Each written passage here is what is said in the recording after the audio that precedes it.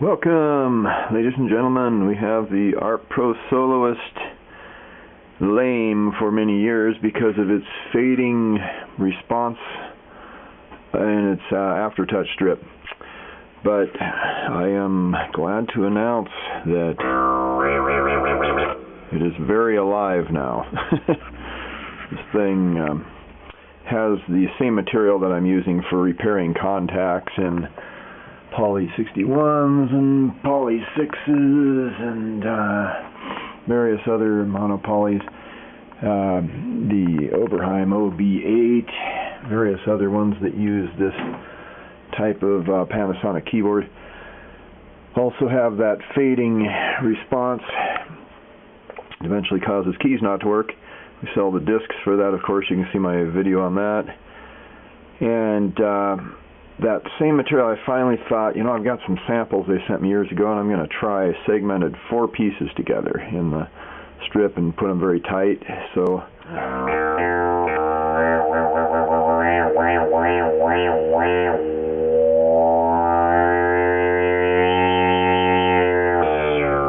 re-triggered on the way back.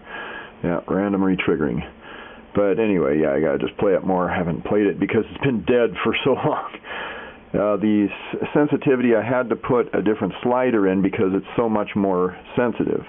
Now this had a 20K. It shows for the touch sensitivity a 1K on the drawing of the pots, the physical drawing of the board. It shows that to be a 1K pot.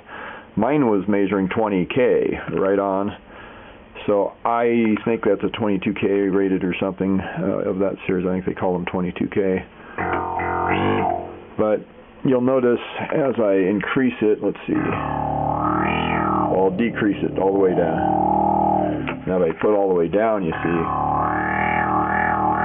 it doesn't have the full range, but it has some still. And that circuit is just a series. It's got a baseline pot you can set the trim on, and it's got a 100 ohm resistor in series with this pot that, well, actually, it's a voltage divider. It's got a diode in series with the 100 ohm coming from ground, and then it goes to minus 15 volt on the other side of the trimmer. So you run through all that stuff, and the wiper sets the bias of a base of a transistor that comes from the aftertouch strip tied to plus 15, or yeah, anyway, whatever it is there. Maybe that's ground too. No. Oh yeah, it is ground. It's a virtual ground from the op amp. Yeah. So anyway, yeah, it's kind of a tricky circuit to understand, but it does the job of giving it some range control there with that trimmer and this thing. And if you turn it all the way up, you're getting this. So you can make it into a trigger.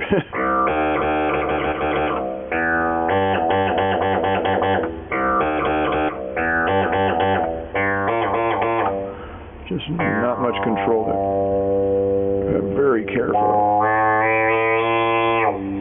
If I'm very careful, yeah, it goes full range real fast anyway up there. So we got lots of adjustment. Now, what would make this more useful would be to use a 5K audio taper. I used a 5K pot instead of a 20 because it's pretty hot by right there. I like it right down in here. Go a little bit higher, about right there. That's about right.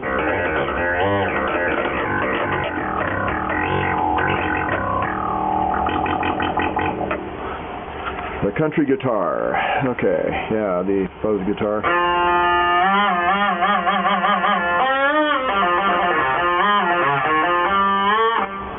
With vibrato and pitch and wow on it right now. The growl you could put on for growling ones.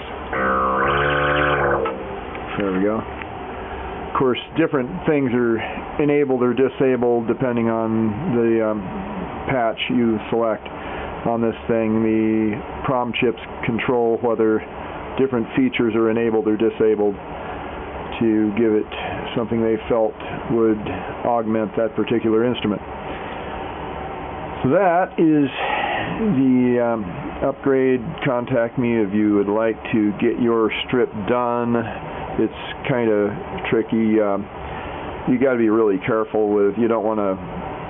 You got to make sure the whole content. There's a lot of stuff to do. I'd rather just do it for you rather than explain this one, because it is a little bit of a sensitive thing, and if you wreck the substrate, you're finished. It's kind of like the Chromopolaris. I'll tell you how to do it, but I kind of hate to, because a lot of vintage instruments are going to lose their parts that there's no replacement for if people mess it up, and it just isn't that big of a job to do if you do it right, know how to do it. But anyway, all right, Sound Doctrine signing off.